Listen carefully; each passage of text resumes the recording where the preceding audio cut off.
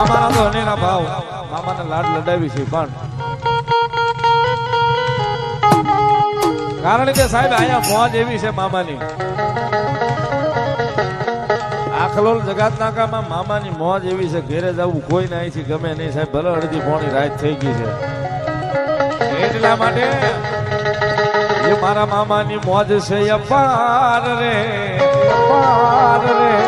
ઘેરે જવું ગમતું નથી